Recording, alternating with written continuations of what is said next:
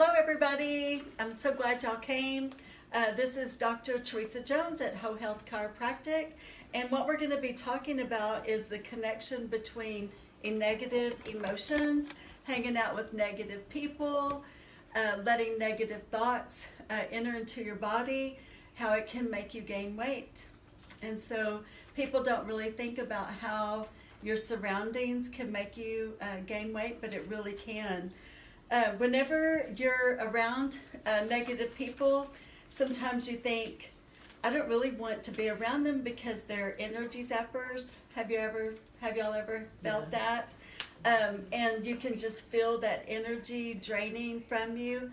Well, the reason why is because their frequency of their body is not matching with the frequency of your body. So what happens is it's like plugging in a frayed cord. It clashes. And so if somebody was to walk in here right now and they were in a really bad mood from being in traffic or their day, if they walked in and they were kind of like, just really irritated, that would automatically make all of us go, ooh, like what's wrong with them, and I don't feel comfortable. But what essentially that can do a day after day after day after day is it can make you absorb that energy, and then you can gain weight or get sick just from being around somebody negative. So I always say, don't be stealing my energy, because it's like affecting your immune system, too. So whenever you have stress or negative emotions, stress can cause the blood pressure to go up. It can cause your heart rate to go up. It can cause mental fatigue, emotionally fatigued.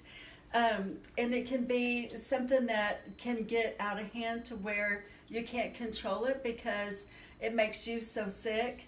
And then you start to harbor it and you start to hold it inside. And then that's whenever you start having ulcers. You have chronic headaches or chronic stomach irritations or ulcers or even low back pain. Or whenever somebody's really, really stressed out, when they're in distress, they can't really pinpoint where they feel good. They will say, I hurt here, and I hurt here, and I hurt here, and I hurt here, my knees hurt, and even my little finger hurts. They can't really distinguish a place or a certain thing that's actually worse than the other. And that's when they're distressed because it's not blocking out what's not as important.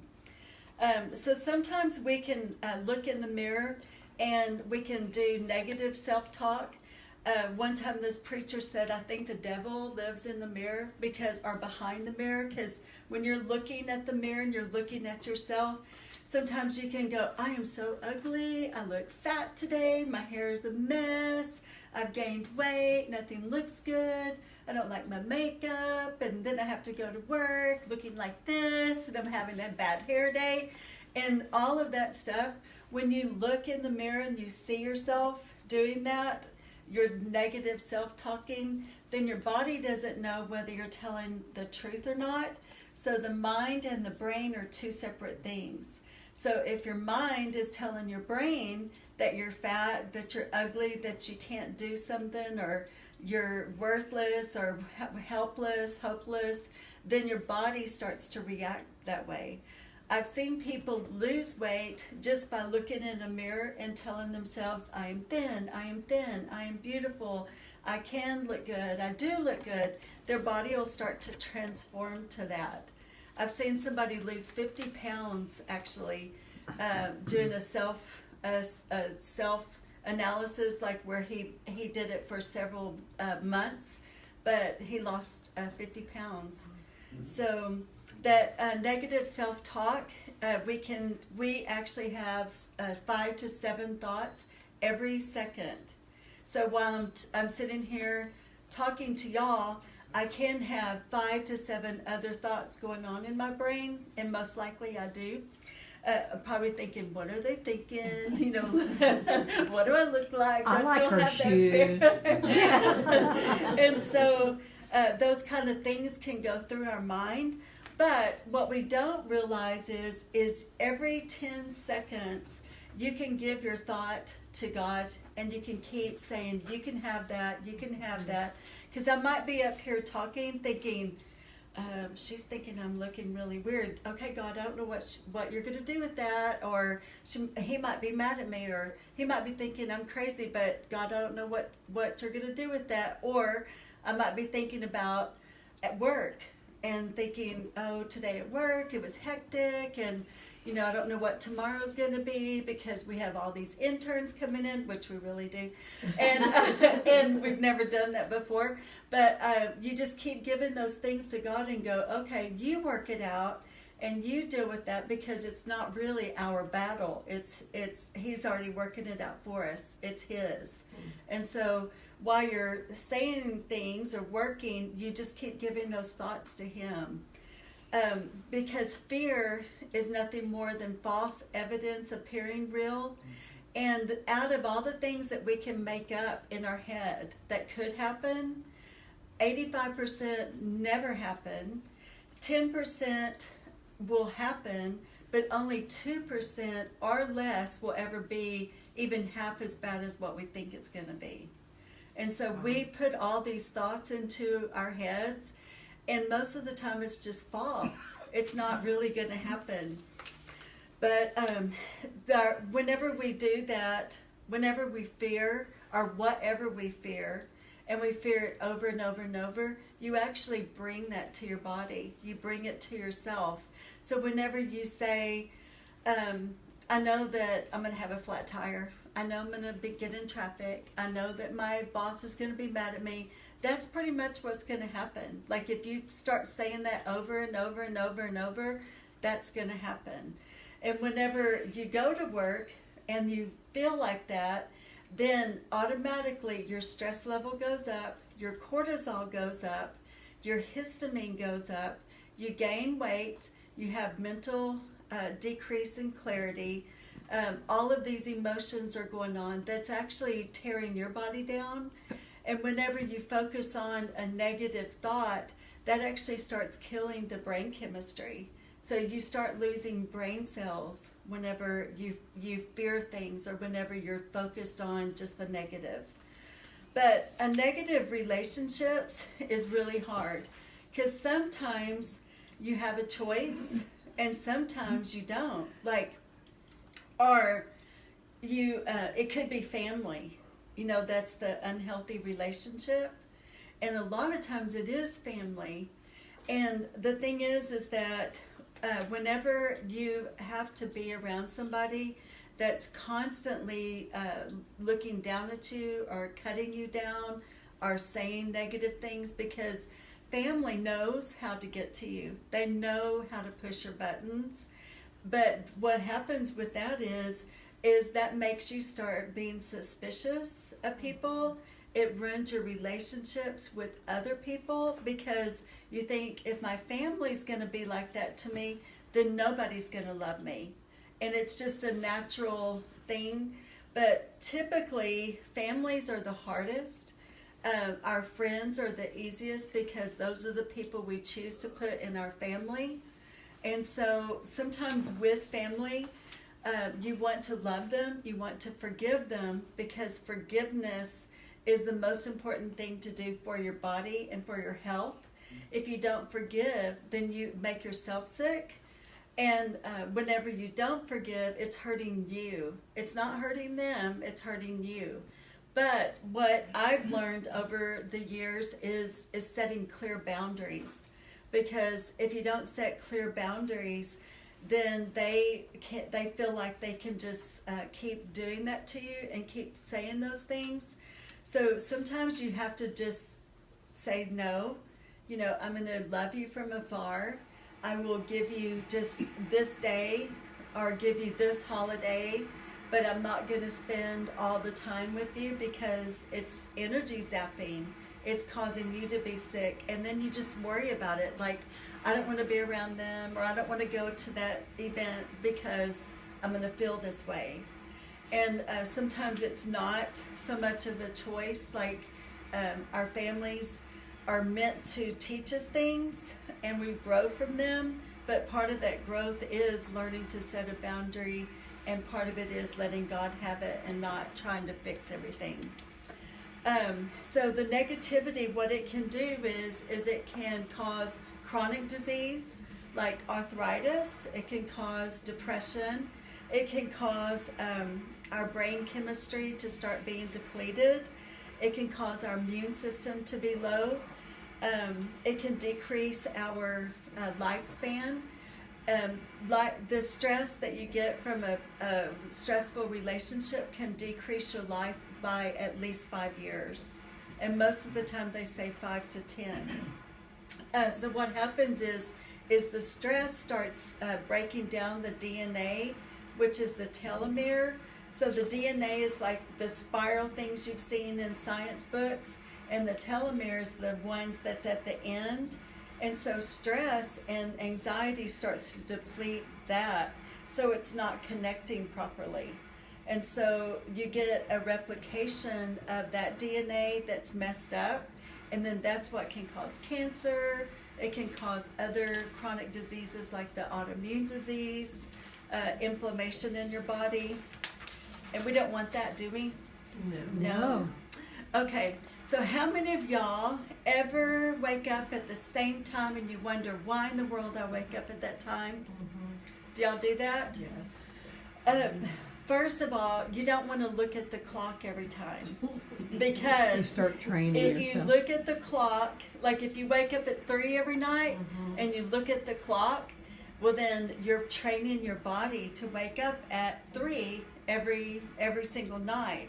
So what you want to do is cover your clock, cover everything that you can that shows the time, but try to figure out why that you're waking up at that time. So there's a Chinese body clock, and according to the Chinese body clock, if you have disharmony and emotional stress, that can cause your body to wake up at that time. Or if there's a physical issue in a different organ, or if you're harboring a certain type of emotion, that can make you wake up at a certain time. So we're going to start with what time to go to bed and what time if you're waking up. So if you go to bed between 9 and 11 p.m. and you go to sleep, you can actually help your endocrine system, which is your immune system. But you know how kids, when they are in the summertime, when they go back to school after a summer, they're taller? The reason why is because they sleep more, and they're not hurry, they're not stressed so much. Although it's kind of interesting because now the kids, they might be out of school, but the school is starting to expect them to work out all summer long. You know, they don't really have that summer break. They're having to study, they're having to keep up so that they can make good grades on their tests whenever they start back. So I don't know how that's going to affect the kids long term. But the endocrine system is the highest, so your growth hormone is released, and that's going to help you to restore, rejuvenate. It's going to help your body to actually grow taller. If you need to be taller for some physical or something, some like athletic event, or if you're going into the military or something where height does matter, if they'll go to bed before 10 o'clock and they get that good rest, they will actually grow more. But you also rejuvenate the most, and so we can be an inch taller when we wake up in the morning. Did y'all know that? Mm-hmm. So you're usually an inch taller, and then by the day, standing up and just being active, all the water in the disc spaces start to get dispersed, and so we're about an inch shorter. And also, if you turn off your phones, get rid of the computer before 9 o'clock, turn off TV, quit doing the text messaging, don't go to bed with your phone. All of those help your body to rejuvenate. If you keep your body stimulated and you go to bed, it's still going to be in that hurry syndrome. I see that with kids where they go to bed with their phone and they're text messaging all night long, and they're text messaging back and forth, and they don't really get good sleep. But we do the same thing. We're caught doing that same thing. I don't know if y'all do that, but it's hard to make yourself stop. But if you will, it really does make a difference. Unless you're in school, like Tamara, it's harder. You have to, because whenever I was in chiropractic school, I was in complete sleep deprivation. I would wait until 10 o'clock to really study. So my kids, I would get them, like we would do all the regular stuff. I'd get them to their daily activities, help them study, get them in bed, and then I would study, and then I would get up and teach aerobics at 6 a.m., and then do my classes, and I was taking 30 semester hours. So I was always in sleep deprivation. So waking between 11 and 1, the body organ that's mostly affected is your gallbladder. So sometimes if you're constantly waking up from at 11 to 1, you might feel pain in your stomach, you might feel indigestion, or you might feel pain in the mid-back. Has that happened to anybody? Okay, if you wake up between 11 and 1, you could be harboring feelings of bitterness, resentment, or judgment. And so if you stop and you clear your mind before you go to bed, and then forgive whoever it is that's bothering you, or even forgive yourself, that can make a huge difference. And then waking up between 1 and 3, I see this a lot more than other times. That can be your liver. And your liver is a place that we harbor emotional issues. And whenever we harbor anger, resentment, or frustration, that can cause us to have fatty liver, or just pain in the liver. So being around somebody all the time that's causing us to feel less than our worth, and they're telling you, you can't do that, or you're not prepared for that, or don't do that, it's going to be too hard. If you have people that keep telling you those kind of things, then you're going to start being resentful to them, and then that can harbor pain, make you harbor that in your liver. So you can put essential oils over the liver that'll really help that, and I'll get into that in a minute. So if you wait between 3 and 5, the organ that gets affected is your lungs and the respiratory system. Emotionally, that could be when you're trying to control everything, like you want to control situations, or people around you are trying to control you, and you don't want to be controlled. You don't want to be manipulated. So if you're around somebody that's trying to manipulate you, if you set a clear boundary with them and make a decision and stick with it, then you're going to feel a lot better. So it's okay to say no. It's okay to say, I can't do that right now, or it's okay to say, that's not very nice, or how can I help you to get past that? But to let somebody keep bombarding you with that, it's really bad for your heart. Okay, waking between 5 and 7, the organ that gets affected is the large intestines. Emotionally, that's just symptoms of not being able to let things go. So whenever you say something's bothering you, or someone is bothering you, and you just can't let it go, or if you've made a mistake and you're harboring that emotional thing, like I shouldn't have done that, or I was such a goofy person, or I goofed up, those kind of things can cause our large intestine to get clogged. It can, in the long run, cause a lot of guilt and greed, but it also can cause constipation. So when you're really stressed and you're trying to hold on to stuff, it can make the enzymes not work properly in the large intestines, and so it just sits there. Do you know how many pounds most people harbor in their large intestines? 10? 10 pounds. And so sometimes I can't even see people's spine on an x-ray because of all the junk that's in their intestinal tract. And so the intestinal tract has little muscles, and the way that you get them to move is by eating properly, eating fruits and vegetables. Veggies are really good, and then the fiber.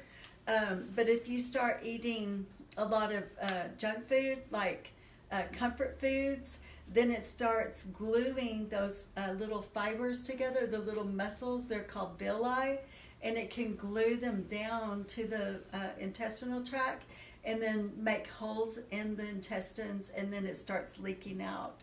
And that's what they call leaky gut syndrome, when you have a lot of spasm or irritable bowel, and you have a lot of spasms in your intestinal tract. If you stop and you think about it, if it's a person that's causing you to be really tense and tight, and you harbor that and don't let it go, then it can go into the intestines, because it could be, you could be using comfort food to stop that emotion, but then it ends up hurting your intestinal tract. Does that make sense? Mm-hmm. It does. Okay. So between 7 and 9 is your stomach. So that can be whenever you're harboring a lot of emotional stress too. It can be like something that's really deep hurt, and that can cause an ulcer. And a lot of times what happens is, if you're really, really stressed out, your stomach gets really tight. But a lot of times people start using other things to make them feel comfortable, like are good. They might drink alcohol, they might drink Diet Cokes, or eat ice cream and eat junk food. But in the long run, just to get that comfort, it's going to cause your stomach to create too much acidity, and then you end up with an ulcer. Okay, between 9 and 11, the organ that's most active is the spleen. And the spleen is really bad for people with diabetes. And so during 9 and 11, if you eat a lot of sweets and junk food, like Krispy Kreme donuts and fried bacon and biscuits and gravy and whatever else that you can think of, that can affect the spleen, especially during that time. And that can lead to diabetes and other sugar issues. Really, it can lead to more irritability because of hypoglycemia. And then between 11 and 1, the organ that's most affected is the heart. And so the emotional heart is a little bit like this right here is the physical heart. A little lower is the emotional heart. But because the emotional and the physical kind of go together with the energy, that's the time that most people have heart attacks. And so whenever you're harboring a lot of stress, a lot of like anger, frustration, then it can tighten the muscle around there. But if you start to forgive, you start to pray more and let it go, then that can help it to relax. And then 1 to 3 is the small intestines. That's a really good time to just take a short nap. If you do yoga or meditation or prayer, that's a really good time for that. And then between 3 and 5, the organ that's most affected is urinary bladder. When it is also a really good time to put more liquids into your body, to drink tea or juice, water, but it's the worst time to drink Diet Cokes and those kind of things.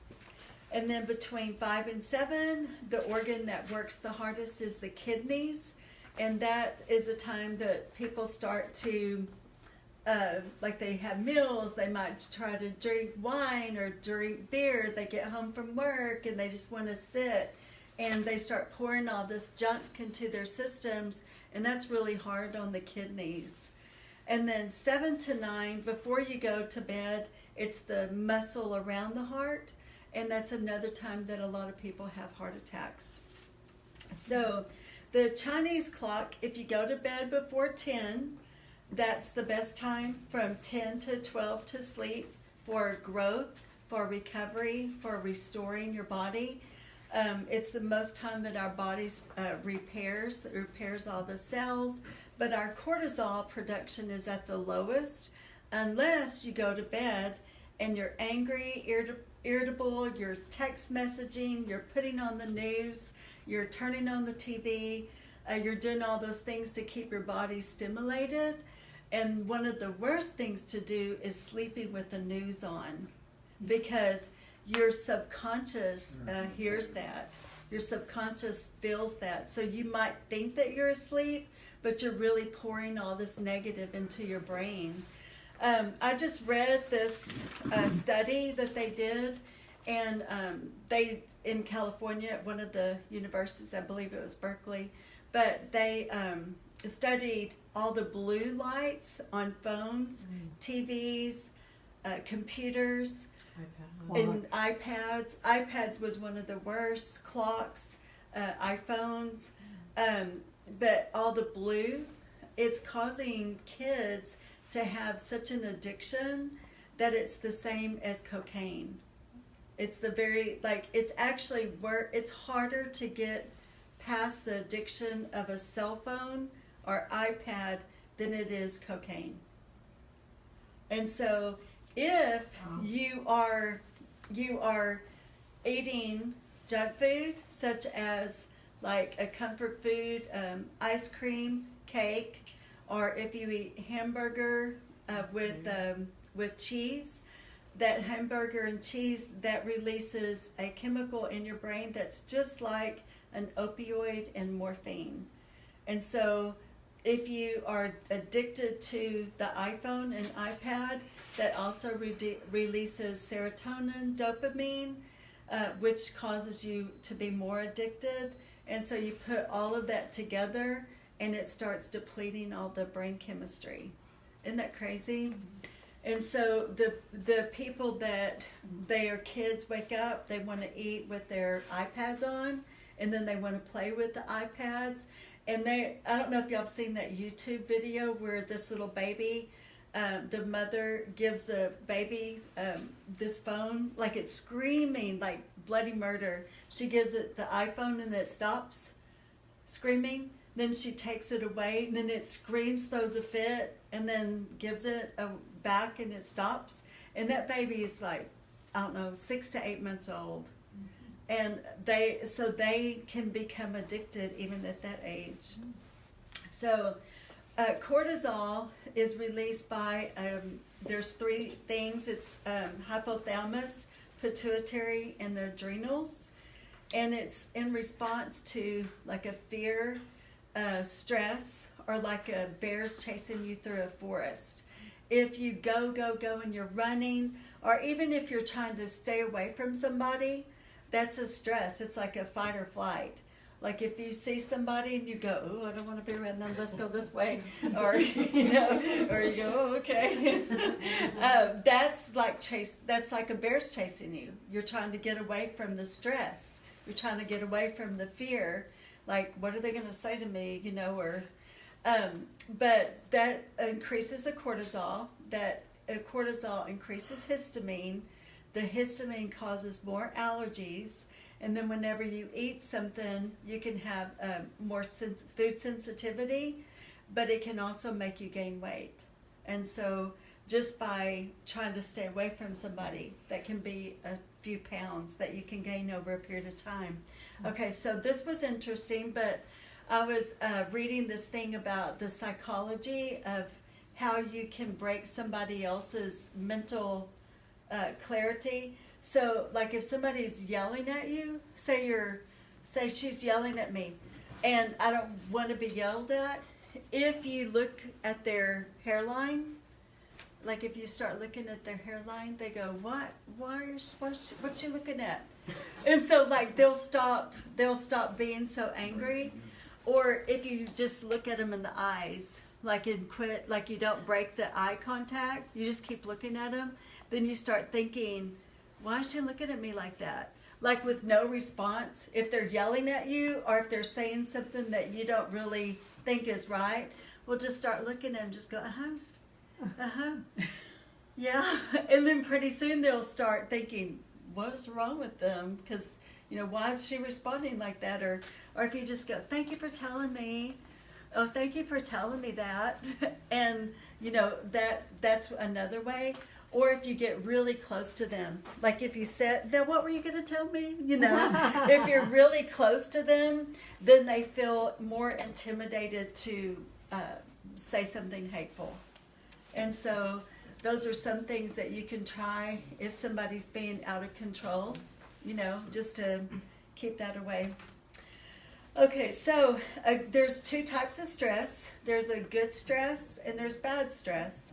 A good stress is the type of stress that gets us up out of bed. That's like you have to get to work, but you want to, or you got to get this job done, and it's something fun for you to do. You can see the joy in it. So that does increase the cortisol, but the difference is the cortisol level will even back out. So it's increased, the brain chemistry's increased, it brings serotonin and endorphins, it helps with pain, but then after the job is done, then it calms back down. Bad stress is whenever the cortisol is really increased. So say there's someone that you need to stay away from, but you can either see them or you have to approach them. Then the cortisol will go up, the blood pressure will go up, the heart rate goes up, the brain chemistry starts overworking, and then everything gets overstimulated, and the cortisol doesn't come back down after the event is over. So there's two types of stress. So elevated cortisol can interfere with learning and memory. It can lower the immune function, lower bone density, increase weight gain, increase blood pressure, elevate cholesterol, increase chances of heart disease, increase risk of depression and mental illness. So if you are depressed or mentally ill, it actually can be from the cortisol, and it can be from events that have been going on, and it's just on and on and on and on. Ways to reduce that is regular exercise.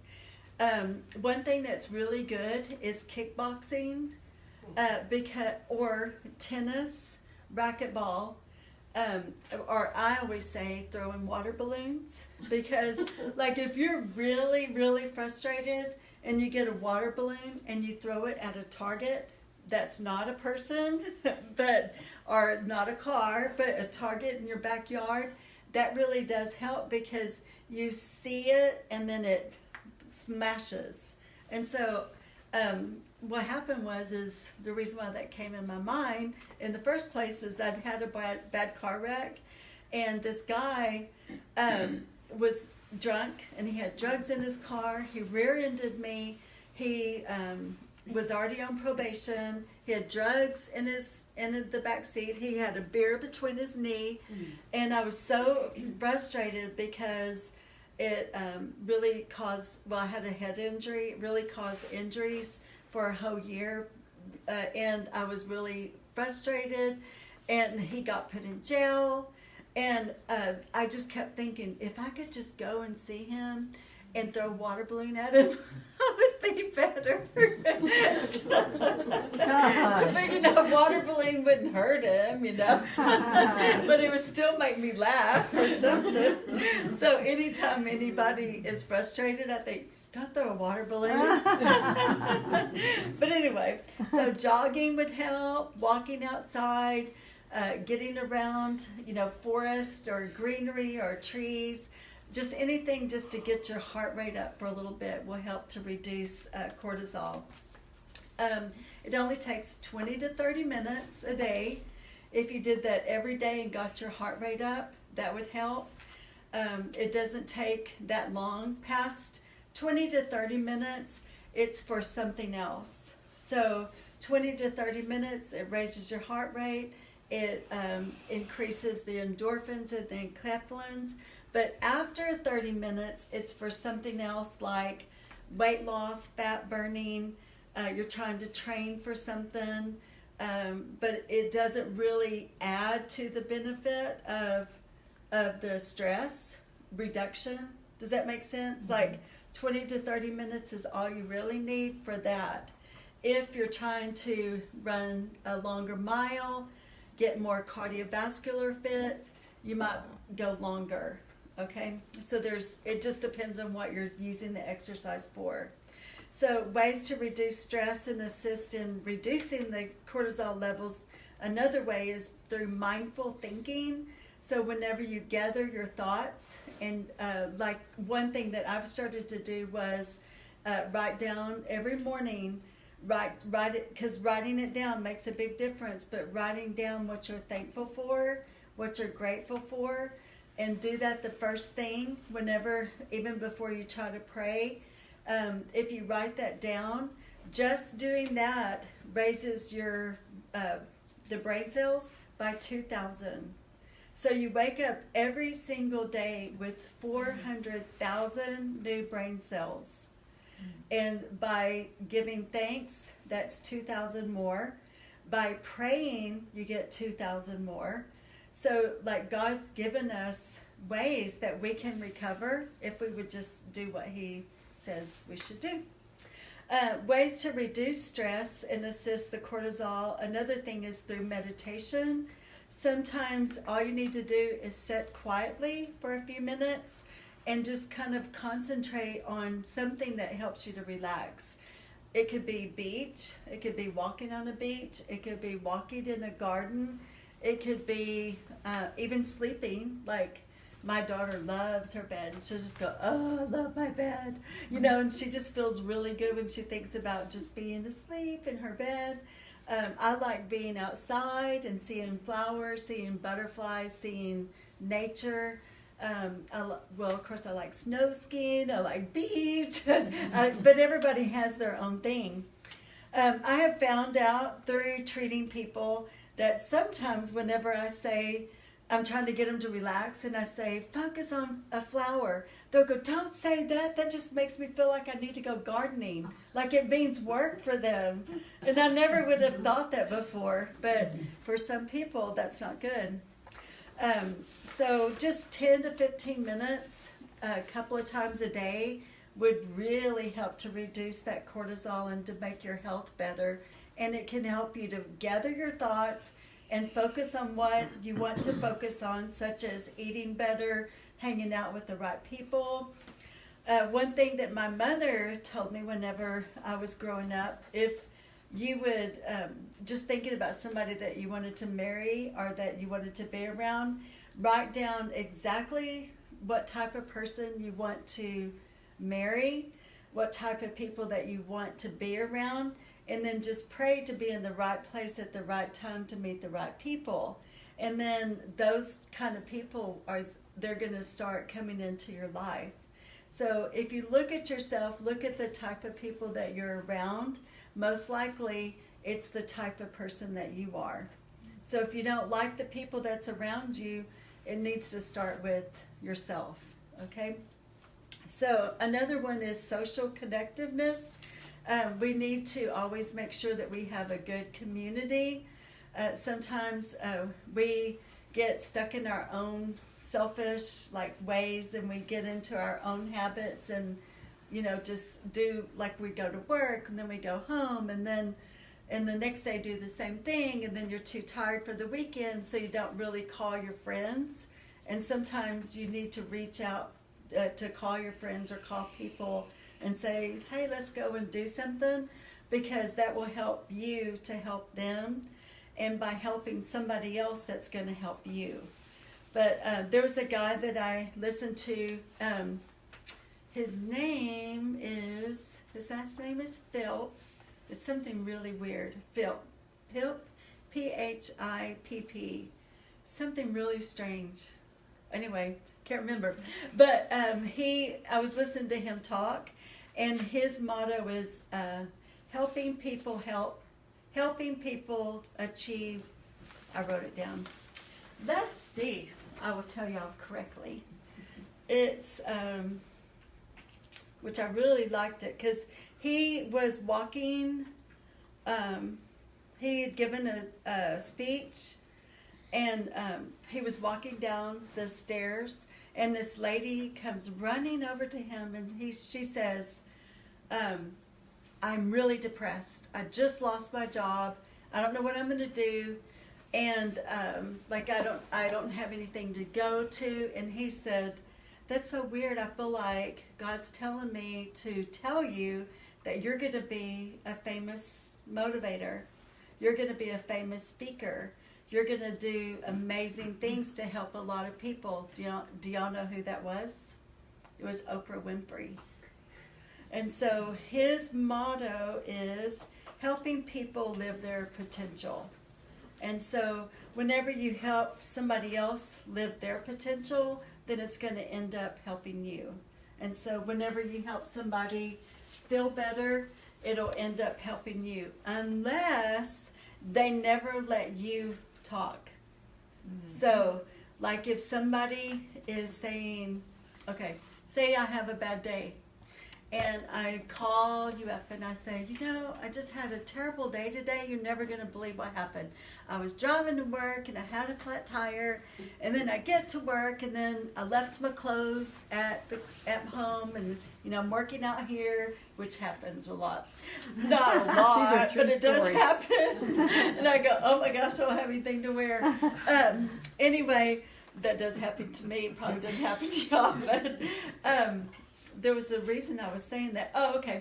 So say I'm telling you that, and then you don't really listen, and you go, well, you're not going to believe what happened to my day. My day was so much worse than your day. I hate that. And so what they've done is they've not listened to anything that you've said, and they don't care. They're not caring about you at all. It's about them. Mm-hmm. And so sometimes they need to vent, and every so often, that's not bad. It can be okay, because they might need to vent more than you. But if the same person never listens, or they always try to one-up you, mm-hmm. then that's not really a friend. And so sometimes these people are called friend enemies. So they might be your friend to your face, but then when they walk away, they're going to go, guess what? She had the ugliest outfit on. Can you believe she's looking like that? And she ate that. She probably ate too many Krispy Kremes. That's why I'm not donating my body to science, because I don't want them picking my fat going, ooh, she ate too many Krispy Kremes. I don't eat Krispy Kremes, but I'm just saying. I'll be in heaven looking down going, ooh, I had too much fat. Oh, that's I had to dissect a cadaver, and that wasn't fun. But whenever I did, that was the thing. That was the thought that I had. I went, "Ooh, I'm not donating my body to science." Okay, because they can tell. Okay, so adrenal fatigue is a chronic stress. Okay, I had this friend recently. She was having a lot of weird allergy kind of stuff, like inflammation on the nerve endings to her toes. She had a lip gland that was constantly swollen. How's your lip gland? How is that doing? Is it better? It is? Okay, it just made me think of it. But she was having chronic lip glands here, and then her neck was really stiff, and she kept going to these doctors over and over and over, and they just kept saying, we don't know what's wrong with you. And I told her, I said, I think it's adrenal fatigue. And so we started working on the adrenals, and all of those symptoms started going away. Mm-hmm. And so whenever you push your body, worry, that does affect the adrenals, and the adrenals affect everything. So the adrenals tug on the thyroid tugs on the pituitary. When the pituitary starts to be overstressed, it gets too small, and then it decreases all of the releases of cholesterol increases, thyroid stimulating hormone decreases, your estrogen decreases, progesterone, testosterone, all of that starts to decrease, and then you end up with chronic fatigue. So is anybody ever overly tired and they just don't know why? Mm-hmm. It could be the adrenals. So there's 3 stress types. One is physical, which you end up having a lot of infections, allergies, fatigue, overly fatigued. Emotional stuff where it's just overly over trauma. It can be abuse, or it can just be negative self-talk, or negative talk from somebody else that you've absorbed. Or it can be chemical, where it might go to the liver and you end up having to take a lot of antibiotics because all of the immune system gets decreased, and then you end up with too much estrogen and other additives that get into the fat cells, and that confuses the brain, and so then the brain chemistry goes down. And that will be on your test question at the end of this course. I was just in there thinking that is just way over my head. Did y'all bring your Scantrons and your 2 pencils? I think they're in my car. I'll be right back. Okay. And then she never comes back. But it can also affect our spiritual side, because whenever you get really, really fatigued, and then you start listening to negative, or you start talking to yourself negatively, then you start questioning your spirituality. And one thing that happens with a midlife crisis is people start questioning their faith. And sometimes that's just because the adrenal is fatigued, the hormones are decreased, and then they start wondering, what is my purpose? Like they might have achieved a lot, but they all of a sudden don't see it. And they have this midlife crisis. They go out and buy some fancy car to try to make themselves feel better, or they run away from home, to try to find something else, a greener pasture, just to find out that they had it really good. And it's hard to go back. But there is hope, and there's ways that you can help yourself. And the one thing is, you always have God. God's always there. You're never alone. He's always right there. And giving our thoughts to Him like every 10 seconds, that helps. And how many thoughts do you have every second? 5. 5 to 10. 5. Hey, that's good. Y'all got that. Okay, so there's essential oils that are really good that helps to reduce that, or you can use. One of them is to learn, like to keep your mental clarity better, is clarity essential oils, peppermint, rosemary, and mindwise. You can also add brain power, but the mindwise and the brain power, you can put it at the top of the roof of your mouth, and by doing that, it automatically stimulates the pituitary, and that'll help you to have more mental clarity.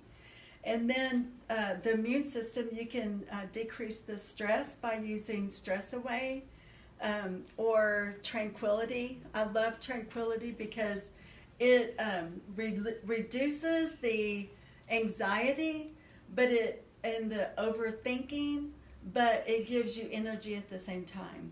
So unless you're like one of my friends, she's like Miss Hyper, and for some reason it made her overly hyper, but I've never seen that happen to anybody but her.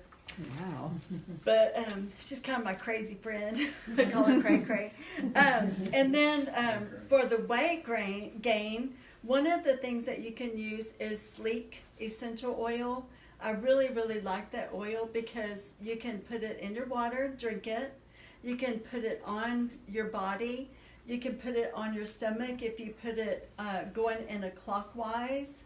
That really helps the solar plexus, but it also helps the digestive tract.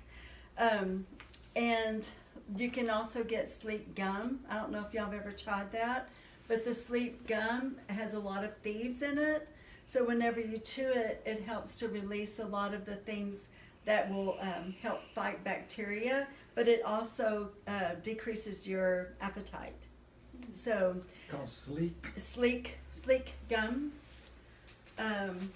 It's kind of a weird texture because it doesn't have all the processes as regular gum, like juicy fruit or something. And it gets hard. Yeah, it does. And the thieves gum. I haven't had that. You haven't had that? The Sleep. So the thieves gum, you can actually use it. So it's that, what is that called? Already been chewed? Yeah. So you really can put that down and then chew it again because it's got frankincense in it.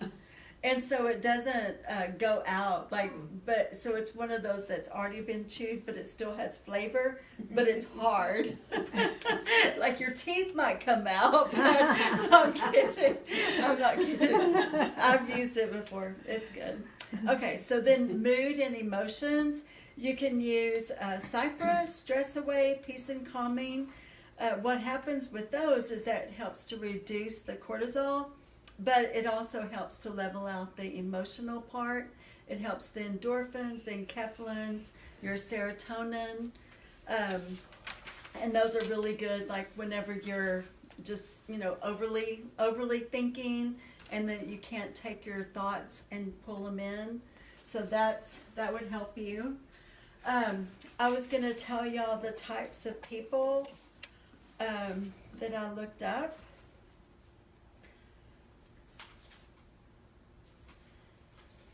So there's jealous haters, like those people that are just jealous, so they're going to not like you, but it's really because they want what you have, so they're jealous of that. There's those that are money grabbers. They don't ever want to pay for anything, so they go, hey, can you come out to eat with me? And then, I've got to go out to my car, but I never come back. Or like, I forgot my purse. Like over and over and over. Or they might ask you to borrow money and then never pay you back. Friend enemies, those people that are there in front of you, but really they talk behind your back. Gossipers, like those people that every time you're around them, they start talking about other people. Overly sensitive people, like you missed my parties like 5 times last year, and you don't deserve a birthday present because we're not going to give you a birthday party because you missed, blah, blah, blah. Like those people that do check marks, for you. And then time takers. Oh, yes. Those people that say, hey, can I tell you something? I don't have very much time, but then you end up being in there 2 or 3 hours and they're still talking. Some of those people. Okay, so we have the ability to use our higher functions of our brain, which is reasoning. So we can reason out if we want to hang out with those people. You can step back and look at the whole big picture and say, are they really people that I want to be friends with? Are they really nice? Do they really care about me? Not everybody's going to be 100%, but you definitely want a few select people in your life that are your true friends and people that really support you. And then we also have free will in the frontal part of our brain. That's where we get that. So we have the free will to hang out with them or not hang out with them. We have the free will to eat healthy or not eat healthy, or to drink water or not drink water, or tell ourselves positive things or not tell ourselves positive things. And then God gave us imagination, and He wants us to dream. He wants us to have visions of, what we want, of good things. So we have that ability. And we also were given intuition, which is the Holy Spirit. It's like what your thoughts are, and you allow that to work through you and trust it. Like if you really, really feel like something's not right, most of the time it's not. But sometimes whenever I feel like something's not right, or I shouldn't talk to them or go that way, and then I still do, and I'm like, ugh, why did I do that? Do y'all ever do that? And then we also have memory. So our memory is good. The only thing is you, whenever you do have that, those past memories, sometimes you allow feelings to get into that memory. So you might not perceive it and not see it the right way. And so sometimes talking that out or writing it out will help you to actually see that in the right way. So, okay, and I think that's it unless y'all have some questions. Any questions? You want a copy of it? You can get a copy of it for sure. And then what I didn't go over, which I think I'm going to wait until the next time because there's a whole lot of things that we can go over, is the emotion with the organ. Like in things that you can say, affirmations that you can say that helps to clear that out. But there's a whole other page which it can be at least an hour long, if not longer. So I want to save that until next class. But can y'all see how important it is to hang out with the right people and to make good choices? And if it's not good, if it's not healthy for you, learning to set those boundaries and saying it's okay if you need to say no, and it's okay if you need to regroup and say, I need to cut the ties with that group, and then that will allow God to send other people in your life. But if you stay in a situation that's not good, then you're closing the doors to other things that could even be better. So you're closing off a door for blessings. And the thing that closes off a blessing more than anything is unforgiveness.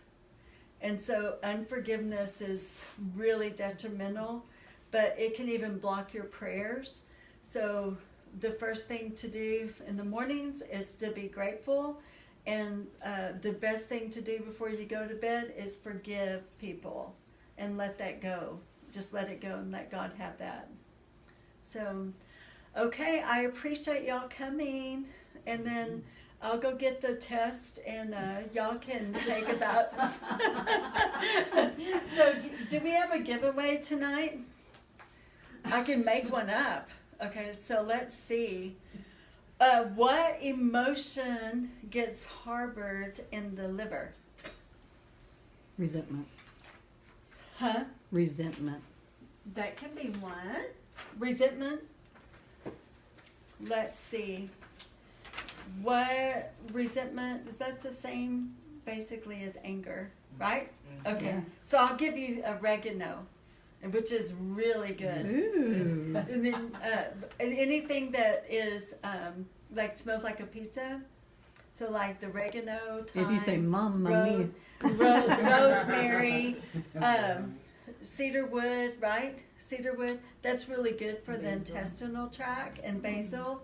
So you can put all of those oils on your intestinal tract, Wow. and you'll smell like a pizza, and you'll have pizza, and it's 0 calories, and it's lifting up your organs, and it's getting that going with no pizza, and you'll lose weight instead of So gain do weight. you have to mix it with a carrier oil?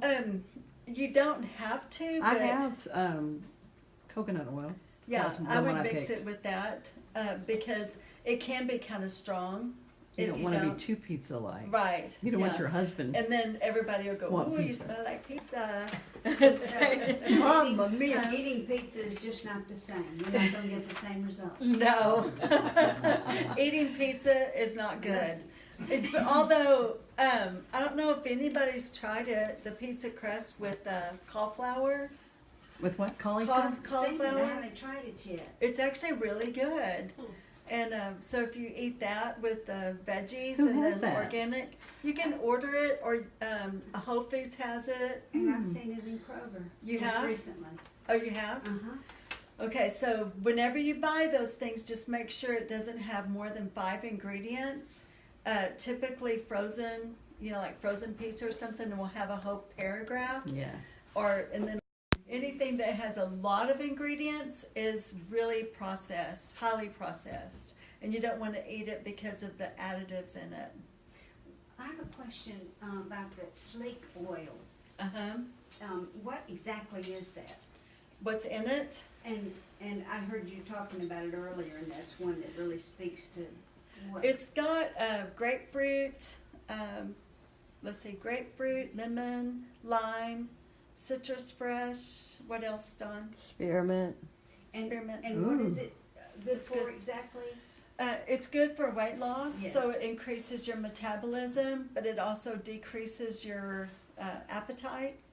So you can put it in your water and drink Okay, it. that's what you were saying. But yes. there's also sleep tea, so you can drink that. Okay. And then they have some capsules. That's good for your appetite and digestion. Okay. So, what'd you say? Yes. No, I was saying I got it at home. Yeah, I really like it. Do y'all or have y'all smelled the Peace and Calming? There you go. I haven't. Okay, here's I don't that. have that one in my kit. No, I got it. Peace at and home. calming. Peace and Calming. I really like it. It's a real citrusy Oh, that is one. nice. Thank you. Oh, And the Vitality one? The Vitality, any of the Vitality ones are in white, like have the white label. And what that Okay. means is that the FDA has approved. Oh. Okay, Dawn actually knows it better than anybody. So explain the Vitality. Okay, so Vitality is to be used as a dietary supplement. It is safe for ingestion. The difference between the ones in the regular colored label bottles versus the ones in the white label of Vitality is the FDA says that something that you diffuse in the air or apply topically is considered a cosmetic. So you can't ingest a cosmetic. They can't recommend that you do that. But these are specifically labeled for dietary use. Oh, okay. That's good to know. Now, what Yeah. was that again? Oh my goodness. I knew that he was a troublemaker at heart. He looks so nice, but inside, and we know.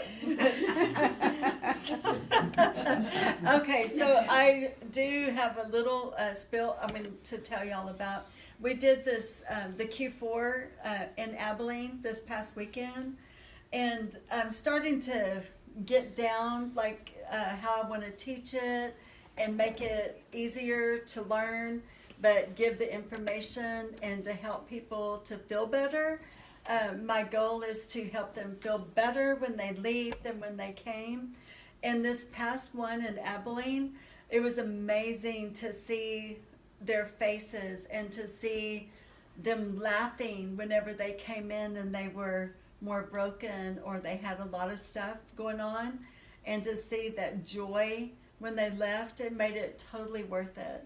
And so sometime whenever I teach a Q4 seminar, y'all should try to come.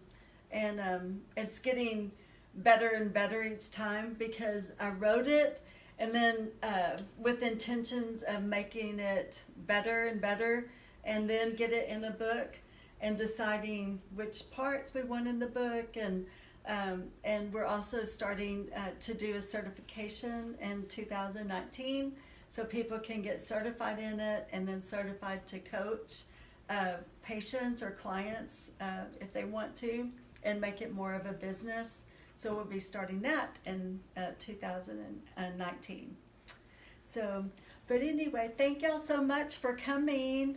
And okay, good night everyone on Facebook.